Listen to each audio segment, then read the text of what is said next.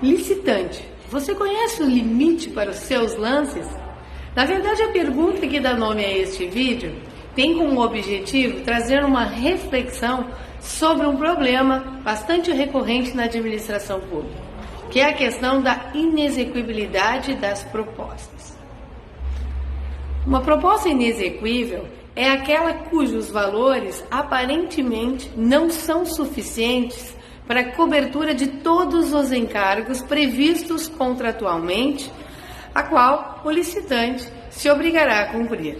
Deste conceito aqui, brevemente resumido, se extrai duas situações que nós podemos abordar. Uma é que a inexequibilidade ela é sempre presumida. A questão da presunção relativa da inexequibilidade é inclusive tema de uma súmula no TCU, que é a súmula 262. Portanto, cabe sempre ao licitante a defesa da sua proposta.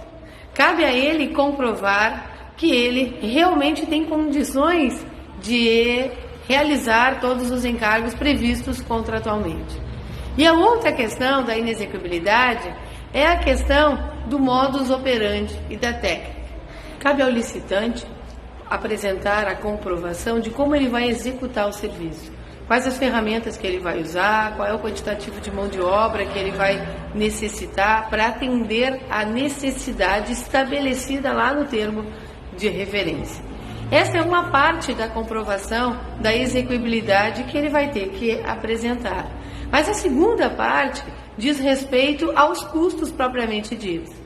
Ainda que a proposta não precise ser detalhada, se a administração pública entender que aquele valor apresentado possui uma presumida inexequibilidade, o licitante tem que estar preparado para poder aí apresentar a justificativa da sua proposta.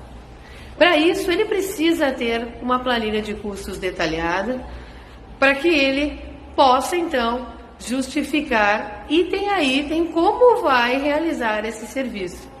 Porque sabendo os custos que ele vai ter que demonstrar para aquela administração pública de onde virão os recursos para fazer frente a estes custos.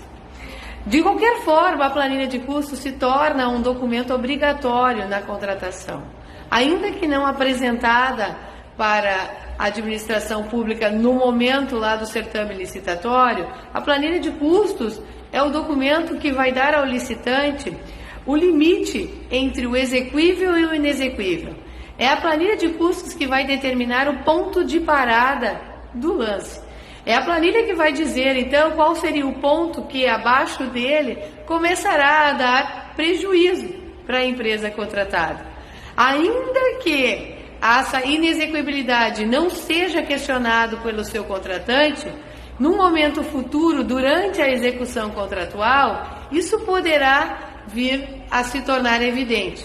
O licitante, aí contratado, poderá tarde demais perceber que não fez um negócio tão vantajoso quanto pensou que estaria fazendo lá na apresentação da sua proposta inicial.